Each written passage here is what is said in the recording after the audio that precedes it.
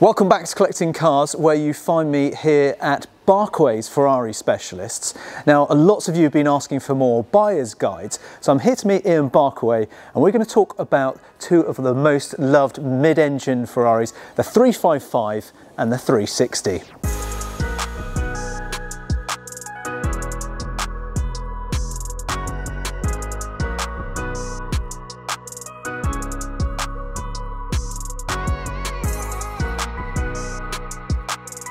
Morning, Ian. James, welcome to Barkaways. Thank you very much. Thanks for having us here. My pleasure. And you're going to take us through all things 355 and 360 today. We're going to do a bit of a buyer's guide. And we're going to start with your very own 355 GTS. And of course, these cars, two of the most popular sort of mid-engine V8s, the 355 being one of the most sonorous, in my opinion, particularly with your exhaust on that one. These were revolutionary. When these came out, I remember when these came out in, what, 94, mid-90s, wasn't it, when these came out? These were a real game-changer car. Yeah. This was when Montezemolo had come to power at Ferrari and he'd gone, come on guys, we've really got to up our game. Yes. And the 355 came out. And I always remember back then, it was the first car that really took people out of Porsches. Porsches were the daily user from the supercar guys. And then this came along and everyone went, oh, there's a different car there. We can. These were so good that they were using them every day. They were, yeah, incredibly pretty as well. The whole design language sort of just felt that it sort of was really modernised, wasn't it? And then they offered it, of course, like this one in the GTS. Yeah, you had three models. You had the Modena hardtop, the GTS of this one, and the semi-electric Spider. Yeah. It was also a real game changer. It was the first car with an active exhaust. Yeah. With the valve for the exhaust. It was the first one they really got going on. Aerodynamics under the car. Yeah. The air management. Yeah. Obviously technology. We've got the 5 valve per cylinder. I mean, a hell of an engine, 8,500 RPM out of a flat plane crank V8 is. Now you look at the American cars; they're all done at 5,000. These are still going to 8.5. Real screamer of an engine. Yeah. Beautiful. Piece of machining. No, the delicate, when you see them with the heads off, the 5 valve per cylinders, they're all just sort of squashed in there. It's really good. They really did sort of up their game on this car. So look, we're here to talk about kind of what to look for when you're getting into one of these, because they're at a sort of point in their lives now where they're so tempting to get into. They are. Everything seems to be going up, but as I said, these tend to be some of the cars that people sort of their first foray into Ferrari, and there's plenty of them about. But finding a good one and making sure that you don't get into trouble if you think you're getting a fabulous deal on something, that can sometimes bite you later down the line, and they're not perfect. So let's have a walk around the car. We can walk around the car. Talk about some of its great attributes, but also some of the things that you need to be aware of when you're coming into this. So talk me around as if I'm a customer coming in here, and I'm really keen on a Ferrari 355, and maybe thinking about a 360, and we can talk about some of the differences. we can look at the comparisons. I think the thing with any used car, I mean, this is what, 25 years old now. Yeah, these are old cars, so people think, oh, it's worth a lot of money, it's clean and shiny, they're buying a new car. They're not. They're buying something that's sort of over 25 years old. Yeah. So you have to sort of look at that.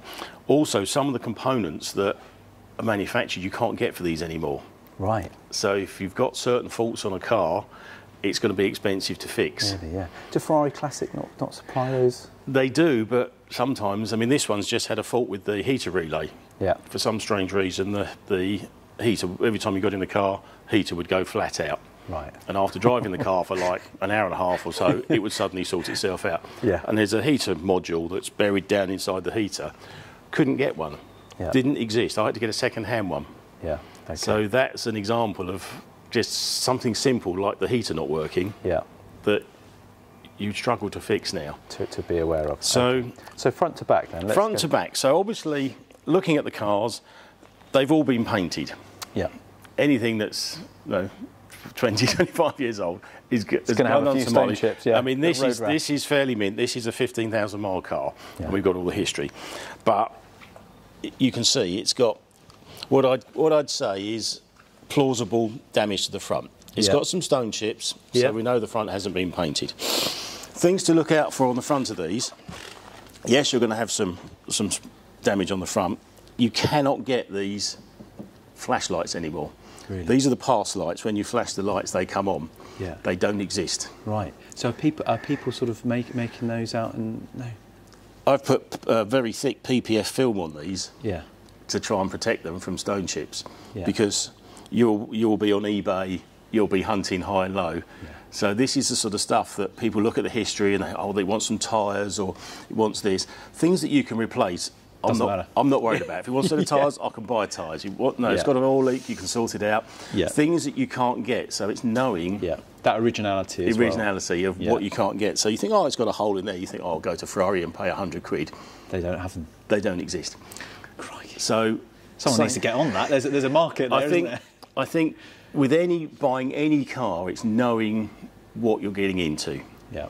There's lots of stuff on the internet. Research the cars, research the internet. We go through the known faults as we've come across, but little things will catch you out. And being a Ferrari, the parts are generally more expensive than BMWs or Porsches. There's more of them out there, so they've made more parts. Yeah.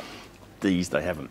Okay. The other big thing to look at on these is because, as I just said earlier, these were used as almost day cars. So there's a massive difference between the halo car that's been to the concourse and been cherished by the owner and the car that was used as a day car 20 years ago, left outside, now gone a bit rusty.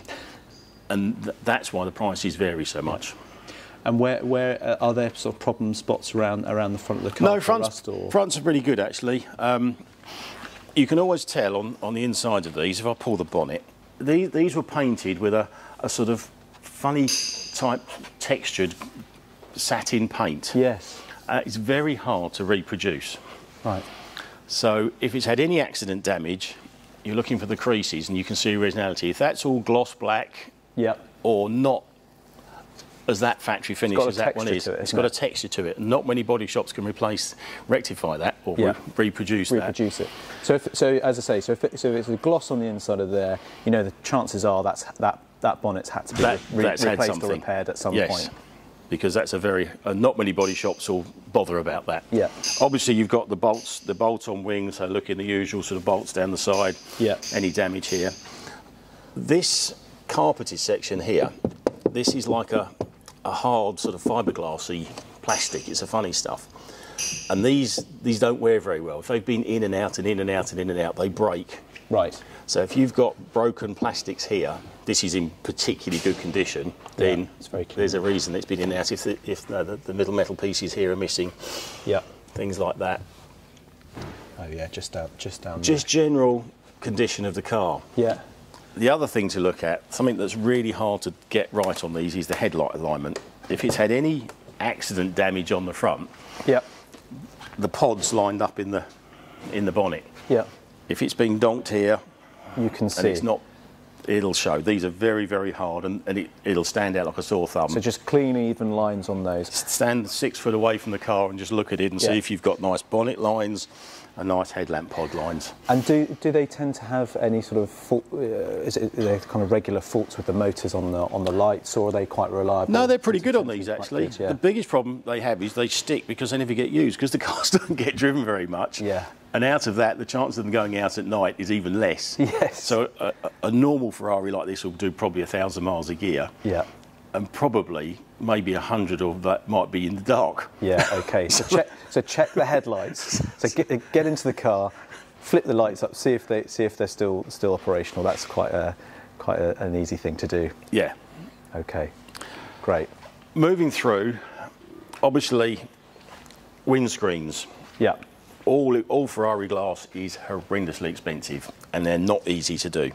Okay. So if it's had any windscreen work or non-original windscreen, it's nice to see a car. All the Ferrari glass is all etched. Yes. Yeah. So you can just see these on here. You're looking for a car that's got all matching etches. If it's been broken into or had an accident, they're the original factory marks with the numbers. You won't get a glass that's got the same etching on anymore. Yeah. Really nice to have those on there, isn't it? So this is the difference between a 10 out of 10 car and an 8 small out of 10. details, but once you notice it, you really do you really do know. It's something that a lot of people perhaps wouldn't necessarily see or worry about, but once you've seen it, you think, I love that. That's fantastic. Yeah. And I know we do a lot of concours stuff and a lot of mad stuff, but that's the difference between a really good car. Yeah. Mirrors again, can't get them anymore. Really? You're really going to struggle to. You might get a casing, you might get a motor from here, a casing from there, glass, or a salvage one. You're onto the Euros. So presumably people are putting, you know, if you're saying, you know, they're in short supply. Have you seen cars with replacement mirrors on there, not original? We've got cars out there across all sorts of clients with things that don't work. Yeah. No, people are driving around with dashboards, certain bits aren't working. You might say, no, the mirror doesn't work, the motor doesn't work, just because they can't get the parts. And is it because, you know, the age of the car and Ferrari just didn't worry about those kind of things? Is that the same on the 360, for example? Yeah, it's starting to come through on 360s now. Certain stuff is just dropping off. You'll get there eventually. Yeah. You spend enough time on eBay and you trawl around the world and someone will have one or a salvage company, but you can't just ring up Ferrari. Yeah. Ferrari are really surprising. You ring them up for something from a Daytona or something, they go, yeah, they made 20 of them 50 years ago and they've only ever sold 10. And they've got them on the shelf and they're glad to get rid of them. I mean, they're really surprising. Yeah. You ring them up, like, say, a heater motor for a 355 or and sometimes it's, sorry, we've got a left-hand one, we've got I phoned them up for some F40 tanks the other day. They had one side but not the other. So you just never know. So don't assume if you're going to buy a Ferrari. It's very authentic, isn't it? You think, oh, I need a headlight, I need this, I need... And assume you're going to buy it, because do your research first. Yes. Yeah, disappointing things, but not sort of, you know, it's not catastrophic mechanical problem, but you know, if you're buying one of these, you want it to look right. So the aesthetics are important. Something else, whilst we were in the front, now we've done, for Matt to come around, is toolkits. Yeah. Now, everyone knows there's a market for Ferrari toolkits. Yes. They're beautifully done. They are. They're done by Shidoni, who did the leather for the Ferraris, and they are. You can see it's all stamped in Ferrari. These have a habit of going missing out of cars. Yeah. So people are selling a car and they think, oh, I'll sell it without a toolkit and make a few quid. I'll put this on eBay and get another. No, this is probably £1,000, £2,000 on eBay. Yeah.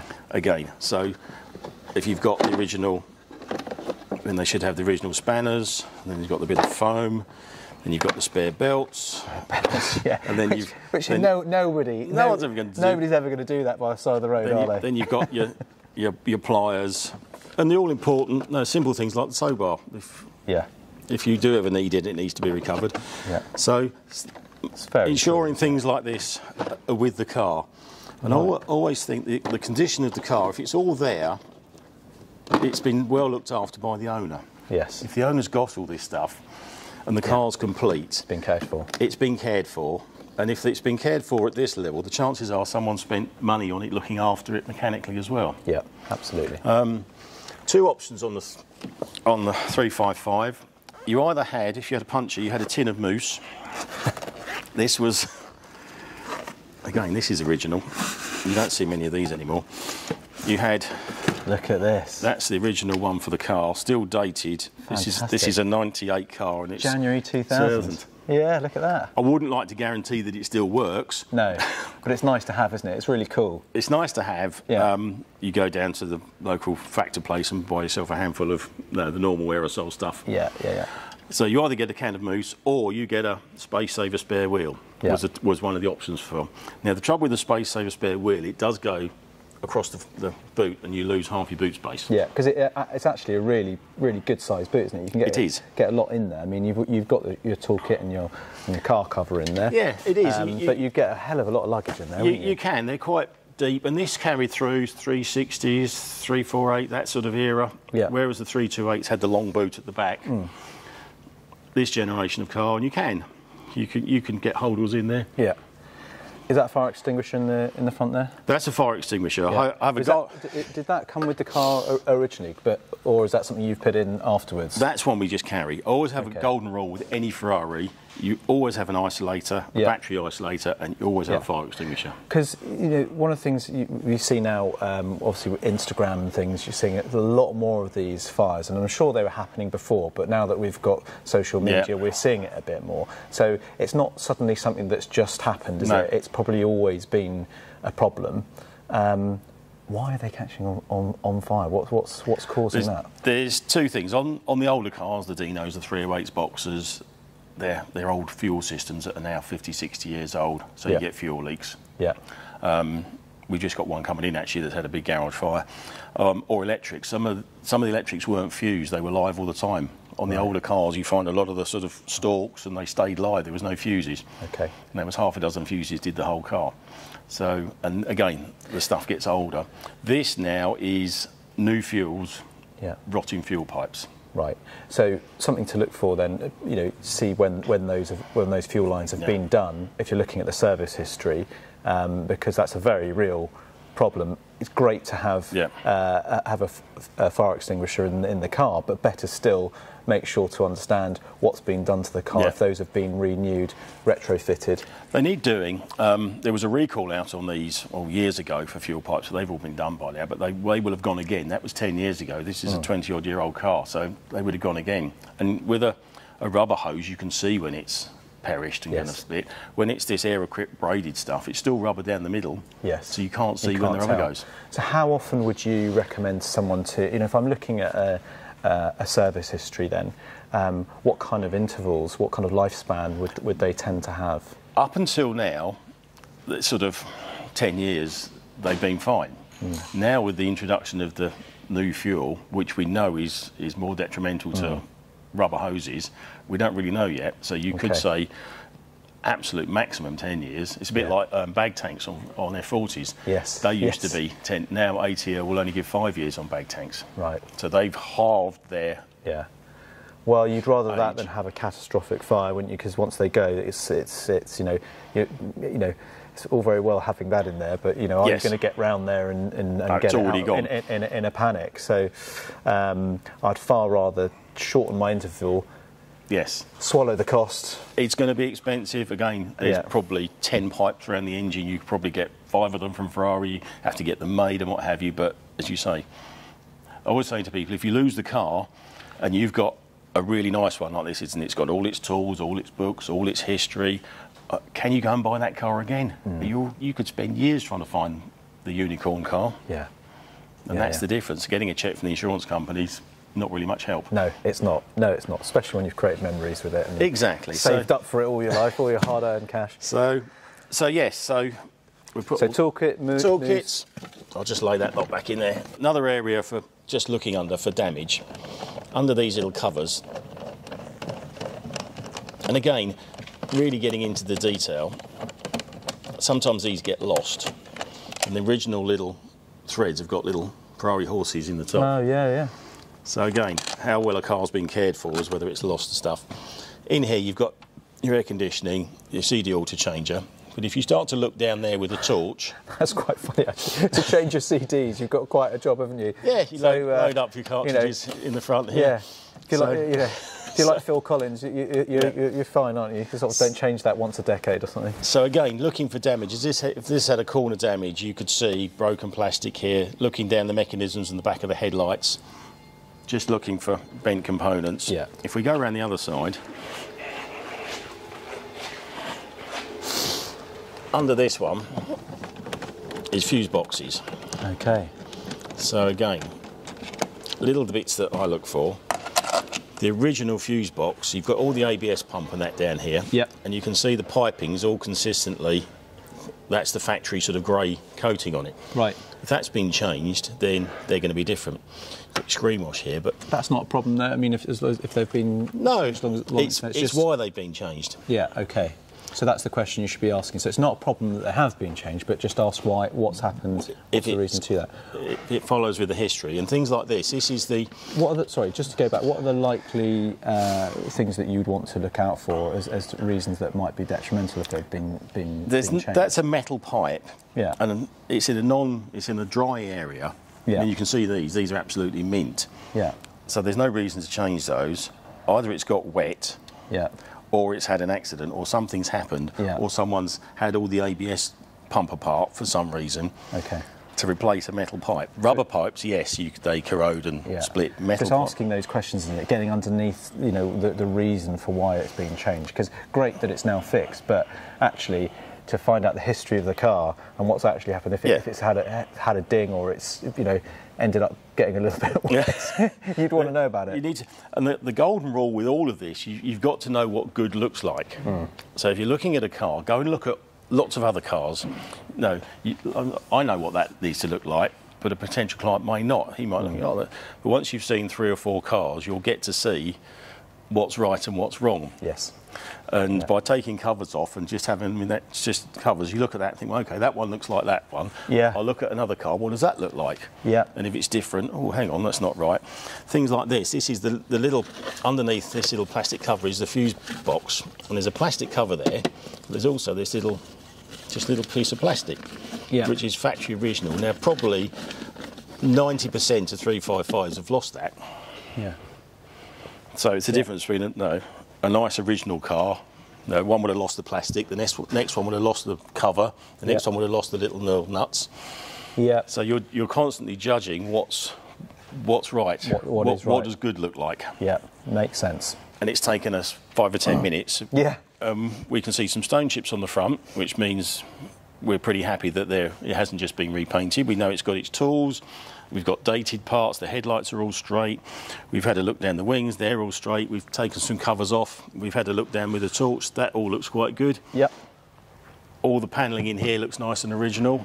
So there's no real areas of concern. No worries at the moment, no. And that only took a few minutes, but then I suppose when you've been doing it for 40 years, it's easier. Yes, you know what to look for. But that's why we do these things, because you know, when I look around a car, I may well have taken this off just to have a nose in, but I wouldn't have known about these pipes here being a different colour or to ask the question about it. So it's little nuggets like that just to learn from you guys. We were looking at the glass mats on the other side. We can see here we've got the original screen and the original etching that again matches all around the car. Yes. So it's just that it's a nice car. I mean, it might have just been broken into, it might have had a smash in the side, who knows, but yes. It's nice to have a car that's all original and being got at. Something on wheels. Okay. Now, coming down to wheels, you can't really see these with the wheels on. All the wheels would have been refurbished. Yes. Everyone would have curbed some wheels by now. Yes, absolutely. It just happens. It'd be remarkable if you hadn't in 20 odd years. Yeah, exactly. But what happens on these, you've got an alloy wheel and there's an insert where the cone of the wheel bolt goes. Yeah.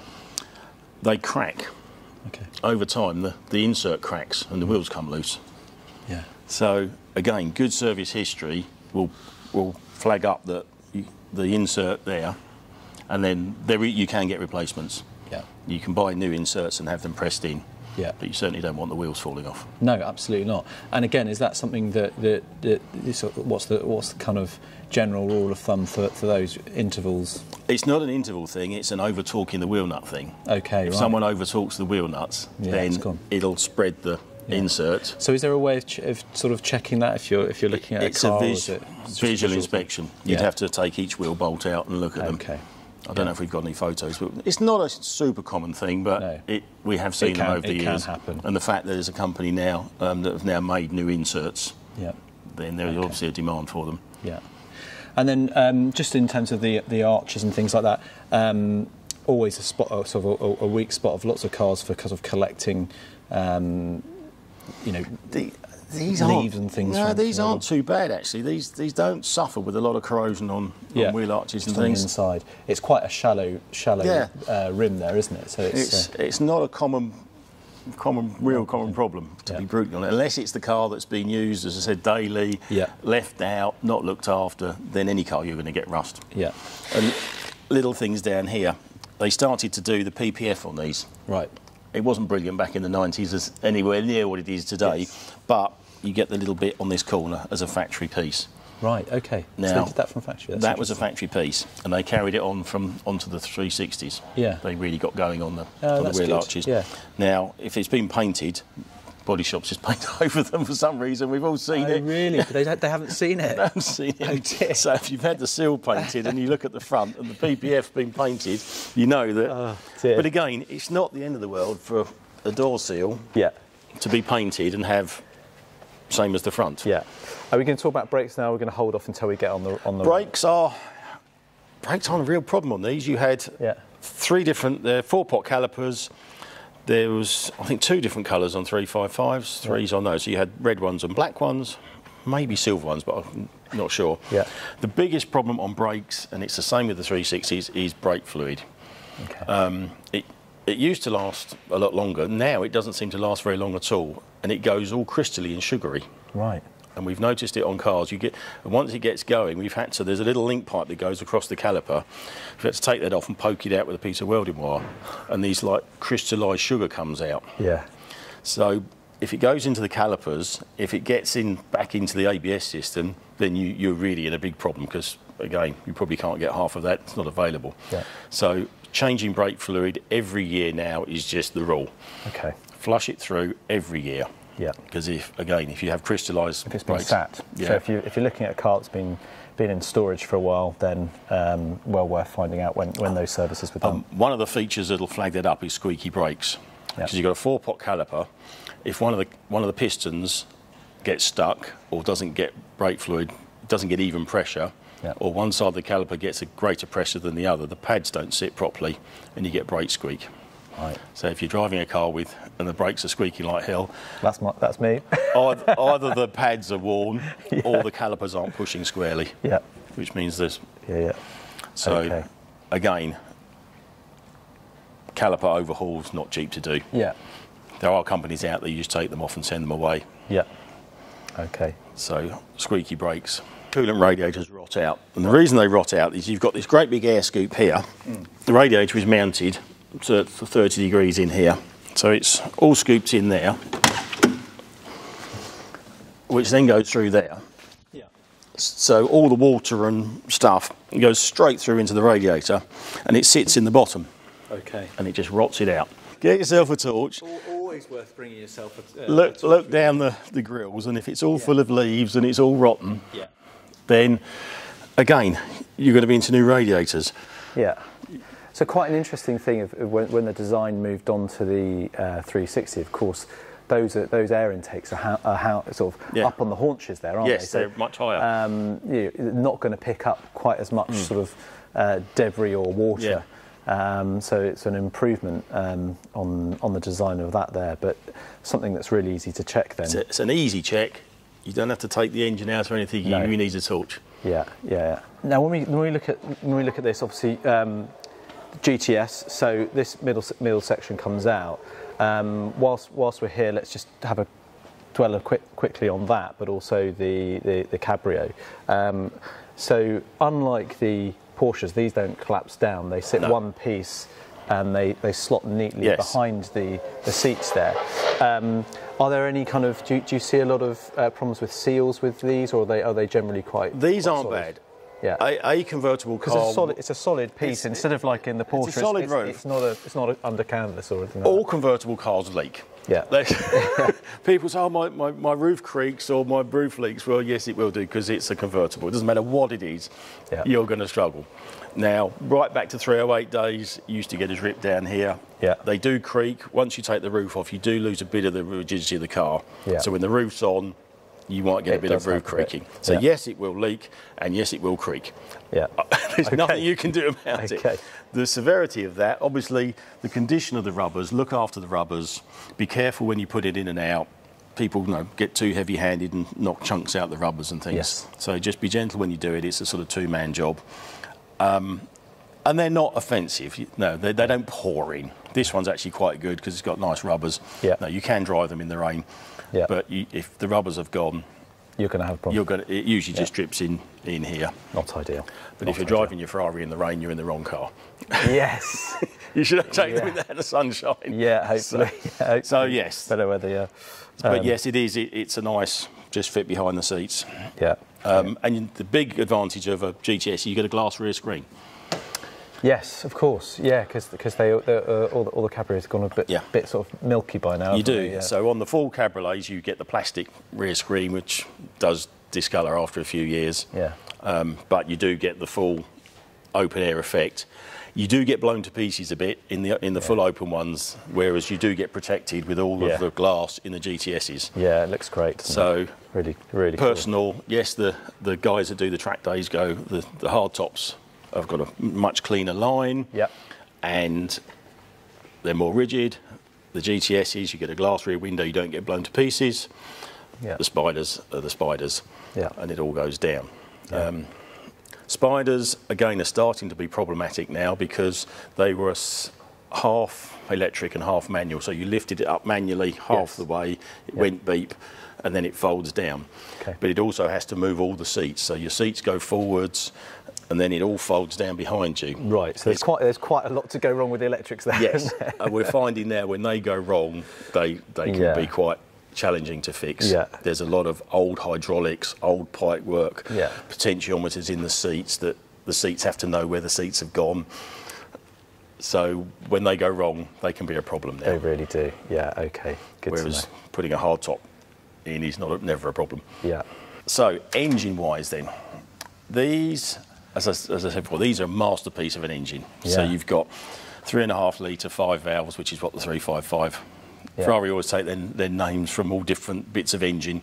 So 355, 3.5 litre 5 valves. So hydraulic tappets. Okay. We went away from manual tappets on 550s, and these were the first ones that had the hydraulic tappets. Right. If a car's left standing for a long time, like any hydraulic tappet, if the cam's on squeeze, it'll push the oil out. Sometimes you get a little tick, tick, tick when you start it up. Yeah. And then the oil pushes through the tappet, and it's fine. Yeah. Something that goes on these, and it's well documented, is the manifolds crack. Okay. Now, there's lots of little air pipes in the manifolds, and they crack. So when you start it up cold, you get a tick, tick, tick, tick, tick. Yeah. And it sounds very much like a tappet. Okay. And it'll go off when it's hot. Right. Likewise, the tappet tends to go off when it's hot. Okay. So things to listen out for. Ticking noises that go off once they're warm. Yeah. If it goes cold and it's still there again. Manifolds, again, I think they weren't available, well, they're now available, but they're sort of £3,000 a side. These are expensive things to fit, plus the labour of taking half the bits and pieces out. Yeah. So ticking noises cold is an issue. Okay. That's easy thing to look out for. Yeah, tick, tick, tick, and it's quite distinct. Yeah. 2 lots of injection systems. The early cars ran 2-in plenums. They had 5.2 and a 2.7 and 5.2, I think they called them. Basically, you had a single inlet like this one on the later cars, and on the early cars you had double inlet. It was just Bosch that changed it through evolution. Some people say that the earlier cars are sharper. The later cars have got a next generation of ECU, so they're smoother. So obviously Ferrari decided this is what they were going to do on the later cars. Don't give an awful lot of problems, to be honest. Yeah. There's sensors around the engine that control it, ECUs. Yeah. This was one of the first generations you could get in with SD2 to diagnose it, and it works quite well. You can get into it, you can plug in. Easy to diagnose. Easy stuff. Common problems are engine check lights come on for the cats. Okay. It says slow down. If the cats get too hot, it says slow down. Okay. Which is designed for sort of track day use, that if you're really on it, your cats get too hot and you have to slow down for a bit. Yeah. In reality, if you have a problem with the sensors, it'll bring the slow down light on, or if you have an engine misfire caused by a manifold or something, it'll put unburnt fuel through the cat, which will overheat the cat, which will bring the slow down light on. Yeah. So it's trying to assess what's the problem. Yeah, okay. And as all Ferrari problems, some of them aren't that cheap. No, I can imagine not. Pretty bomb-proof engines, to be honest. We've got forged pistons, titanium com rods. No, they don't break very often. No. They usually break because of peripheral things that go wrong. Coolant hoses go, and people carry on driving them. Yeah, right. So a £10 coolant hose goes, and you wreck a £50,000 engine. Oh, so such a shame. It is going to be expensive if you break it. Yeah, yeah. There was an issue on the very early cars with valve guides that they changed the bronze, and some had steel guides, some had bronze guides, and they had a little bit of valve guide wear, causing a little bit of smoke on overrun. But that wasn't a massive problem. I think most of those have been sorted out. I have known a couple of them have soft piston rings, but that's been caused by an overheating issue. Okay. Someone's fried the engine, and then they say it's smoking. Yeah. These don't break. Are there any sort of telltale signs if you're looking at a car for things like that? I mean, is it again, we were talking Porsches last week, and we were talking about sort of blue smoke coming out on startup and things. These like don't that. smoke. Okay. If these smoke, they're broken. Yeah.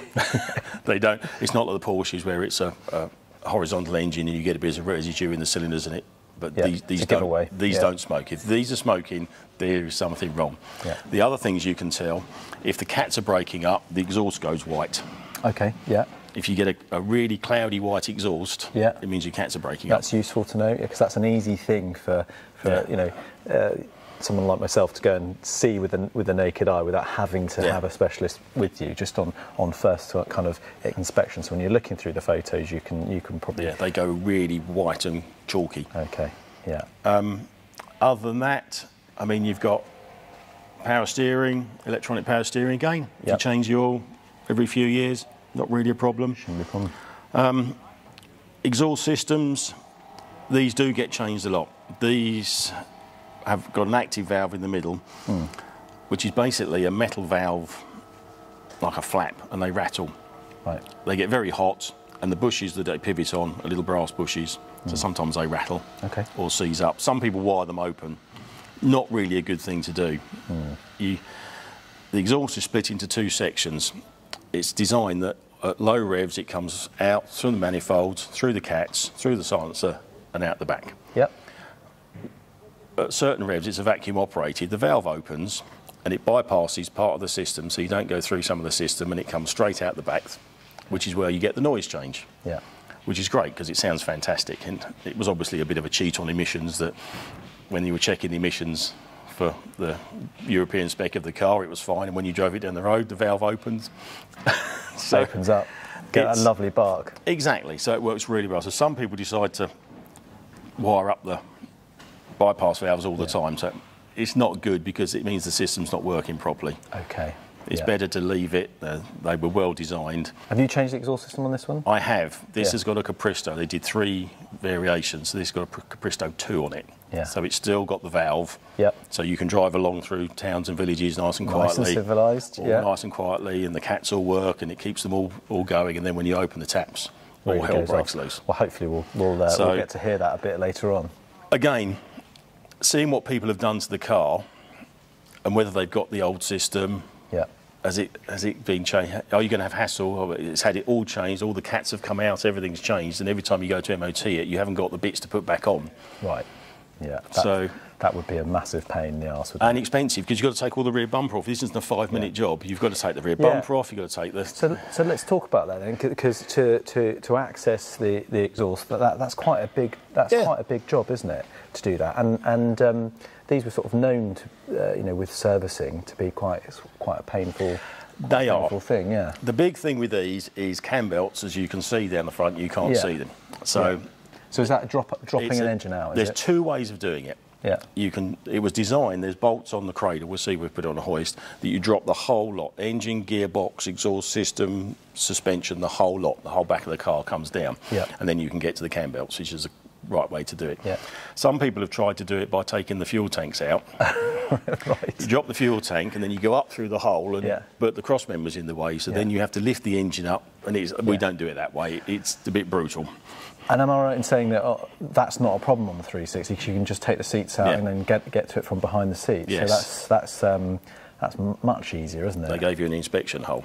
Yeah, perfect. Because the tanks are in a different place. Yeah. This has got like big tanks going across the whole width of the car. That's got 2 tanks in the rear quarters. So therefore there's a chance of having a gap in the middle to get to the cam belts. Yeah. This one you couldn't do it like that because the fuel tank's right the way across. Yeah. So yes, and again, cam belts. It's the big question. When do I have to do my cam belt? It was originally 3 years. Yeah. Then 550s came out, and they used the belt technology moved on, and you had sort of more carbon fibre strands in the belt, so they sort of said, well, can we go to 5 years? Okay, so some go to 5, some say 3. 308 years ago used to be 2.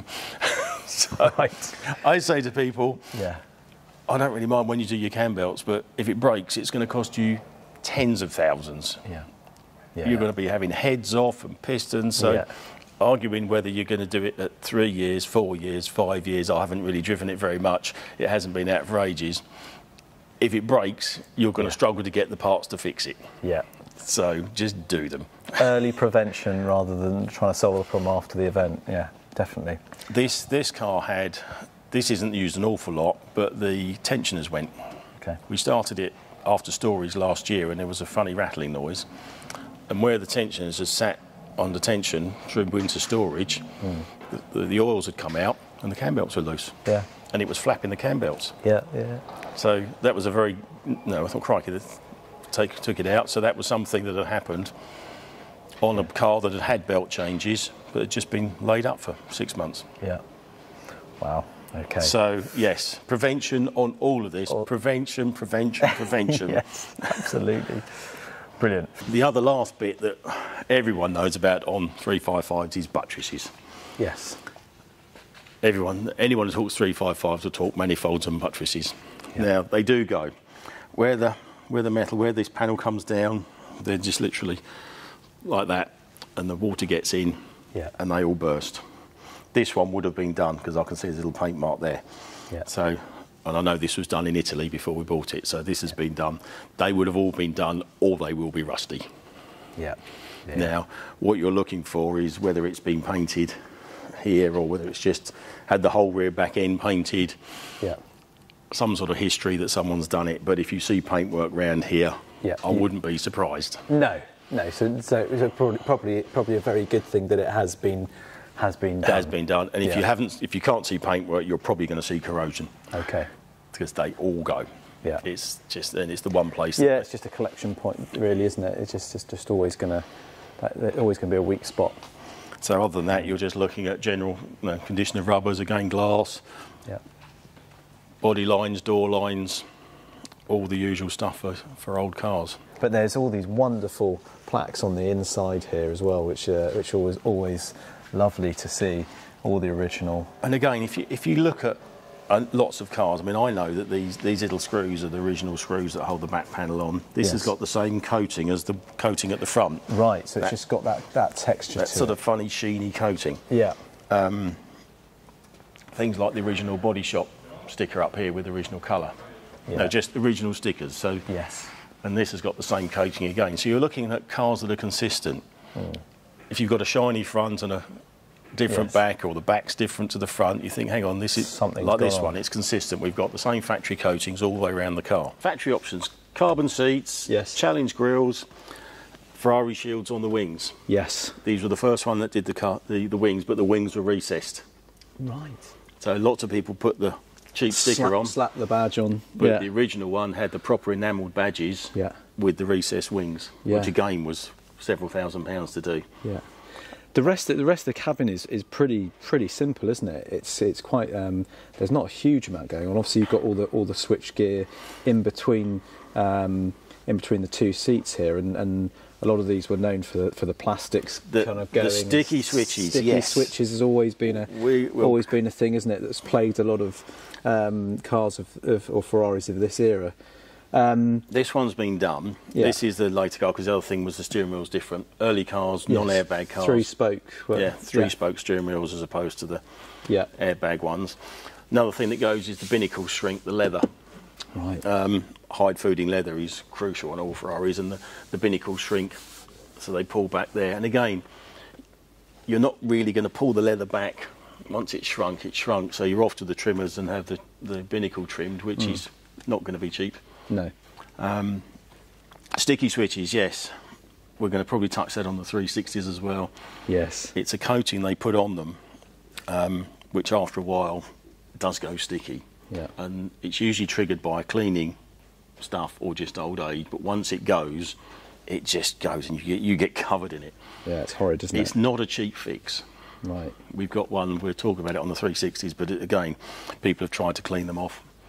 But looking at a car, I think, again, you're just looking at general condition. You're looking at the bolsters, the leather, whether it's been looked after, nail marks in the where people grab the steering wheels. Yeah. The oldest one, rings on the windscreen. Yes, yeah. Someone goes like that on the windscreen. Yeah. On a normal car, you think, I'll get a new one. On a Ferrari, it's thousands of pounds to do the windscreen. Not easy. Yeah. Condition of all the switches, has it had a hard life? Yeah. Are they all scratched and broken? Or are they okay? Does everything work? Okay, now, so electronics and air conditioning and things like that. We've had these where there's been warning lights come on and the bulbs have been taken out. So knowing what bulbs should come on, so turn the ignition on and you make sure they all come on. Yeah. So then when you start the engine, they all go out. Yeah. You've got to make sure they all come on in the first place. Yes. Because there are cars out there that have had let's get a look at that for some footage there. Yeah. Okay. So it's gone through its test thing and then it's turned them all off again. Yeah. So knowing what should be on, and then when you start the car.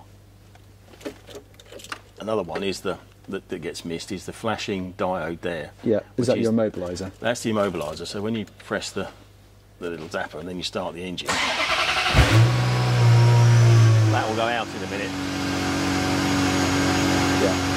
If that stays on, it means there's a fault with the system. Siren batteries or siren power packs have gone down. Right, okay. So the only way to do that is to get a new siren. So most people leave it flashing. Yeah. So now we're running. It's on fast idle. There's no tick, tick, tick, tick, knock, knock, knock, knock. We're all quite quiet. We're looking at usual oil pressure. So the oil pressure's come up. So you'd expect to see at least half a gauge when it's cold. Okay, that's interesting. Yeah. Yeah, these run quite high oil pressure, so you'd expect it to be quite well up there. And when you rev the engine, that it moves. That you see a little move, yeah. But basically, does everything work? And then just go through. Turn it off for a minute. That's beeping to tell me that it's in neutral. Right. It should. You always leave these in gear. Right. All F1 cars you leave in gear. Yeah. Okay. That's interesting. And that's a beeping to say that you've left it in neutral. That's interesting because, of course, if I do that again, that's something you don't normally want to do. No, you leave. So if you put your foot on the brake and pull a gear, and then turn it off, it doesn't beep. Ah, it's a warning system that comes up. Yeah, all F1 cars do it. Yeah, it's a bit like leaving your lights on and what have you. Interesting. On the F1s, this one actually needs doing. This is quite a good example. The displays, the little crystals. So you've only got half of one. Yeah. And again, they can be done. You send those away. There's companies out there that'll redo those. Yeah, easy. If we go, you can see part of the end's missing. Yes. And then if we go into reverse. Yeah. And go 1, 2. One of the twos is missing. Sort of thing that's quite easy to spot that, isn't it? When you just but again, knowing that it's there and factoring it into. Yes, it's knowing. All of this is knowing what's right. Yeah. If you don't know what's right, you'll never find out what's wrong. Yeah. Because ultimately, again, going back to the fact that the age of these cars, you're going to have to do something to it. Yes. Whether it's just the general maintenance, there are going to be things like that that need replacing. So, if you are really getting to a point where you're worrying about a few £1,000s at the point of purchase, then you probably need to wait and save up a bit more, don't you, to make sure you're going to enjoy the. Because you miss something on this. I mean, if the leather's gone there, if the buttress has gone here, no, you're off to the trimmers. It's going to be thousands, not hundreds, to start doing this sort of stuff. Yeah. Yes, it's always easy to get into these things, and then kind of keeping them and maintaining them to a standard is the more difficult thing. So. Don't be cheap on the way in. Know what's right. Is the moral of the story, isn't it? Buy the best you possibly can, as always. Brilliant. Right, let's get her up on the ramp and have a look underneath. This is what the bottom of a 355 looks like. And this is bloody immaculate underneath here. Look how clean this is. Like I say, this is quite a clean car. Yeah, yeah, very clean. This is. Like we were saying earlier, you've now seen this car, you've ran the bodywork, you've seen the inside, the trim, we'll do the history in a minute, now you've seen underneath, you start to get a feel of how this car is as an object. Original brochure for a 355, so this is one of their big things, it was the game changer, so they made the full flat underneath. They realised that Lotus worked this out and Ferrari years ago, but to get it into road cars, air management keeping all the clean air kind of created downforce. I suppose what I look at now, I'm thinking, is it in good condition? It hasn't all been, I mean, yes, it's going to get scuffed at some point, but this is all smashed to pieces. Some of them are missing. Right. Some of them are all broken. Yeah. And the really anal bit is the original bolts had little rubber. Those little nipples. Nipples on them. Yeah. And seeing how many of those and how many, because these come on and off servicing all the time. Quite often, yeah. So the quality of how well the car's been looked after, as to, did all these go back on again? Yes. And again, you're looking around this and they've all gone back on, so this has been well. Fantastic. I look at this as thinking, yes, within 5 minutes, thinking, this is a well looked after car. Yeah. For little details like that. Yeah. Of course, you need to remove all of these to really sort of see the condition underneath. But generally, if these are in good nick, it's been well. You're looking at the car, you're looking at the seals from under here, you're looking for damage, any accident damage. Again, you can see the consistent satin paint coating on the side here. There's no big dents or obvious damage under there. It's just normal stuff. But again, consistency. If that side looks the same as this side and the front looks the same as the back, you're getting a feel of the car. Yeah. When you're coming onto the wishbones, I mean, this was the first car that had sport suspension, so it's got electronically adjustable shock absorbers. Right. There's a little red box on the top of each one. When you pull the switch, it turns a motor that turns the inside, which stiffens up the suspension. Yeah. Great, but if it doesn't work, new shock absorbers. Yeah. We bought some recently for a 360. They were $2.5 grand each or something. So again, I don't know what these are now, but this isn't going to be a quick couple of £100. No. The other things that go on these is the springs break. Okay. Road springs break, they rust, and the last coil breaks, and sometimes it's quite hard to see because it sort of tucks around itself. So broken road springs is definitely one to look at. The F1 pump is housed under here. This is an F1 car, so the manuals won't have it. If there's any oil leaking out of here, you can't get the components for the F1 pumps anymore. Right. And they run at quite high pressure. Something we've done on this, the original 355 pump was quite small. This has been converted to a 360 pump, which is a much bigger pump, so it just gives it a bit more reserve. Yeah. So it works very well, but yes, the early pumps were prone to failure. Anything under that shield there is going to be F1 pump. Yeah. Then you've got the engine here and the gearbox here. Yeah. Again, engines have already discussed, pretty indestructible if you look after them. Gearboxes, again, on even some of the high mileage cars, haven't really been a big problem. If someone abuses them and they're a really hard driver, yes, you can break them. But if you look after them and if it's got some history and you change the oil regularly, I change the engine oil every year without question. What happens when these cars, as I said, they do probably 1,000 miles a year if you're lucky, so you get start, stop, start, stop. So you get, the oil doesn't get warm. Yeah. The engine slightly over-fueling, so you generally get a bit of contamination of petrol in the oil eventually. Change your oil every year. Yeah. Change your brake fluid every year. Change your gearbox oil every couple of 2 or 3 years. Yeah. Just again, depending on mileage. Clutches, they've got a grease-filled flywheel on these. And if it rattles, and it is a very distinct rattle, Porsche's had it, it was called a double mass flywheel, and when Porsches go it makes a really loud clattering noise. Yeah. This is a similar setup. Yeah. It's a grease-filled flywheel, so if you've got any knocks, clonks, clanking going on at the back, then it's flywheel out time. We'll look at the 360, just take some comparisons between the two cars and things to look out for the 360, and then we're going to get both out, hopefully both out, for a drive. For more stories, buyer's guides, and to check out our latest global listings, head over to collectingcars.com. Thanks for watching.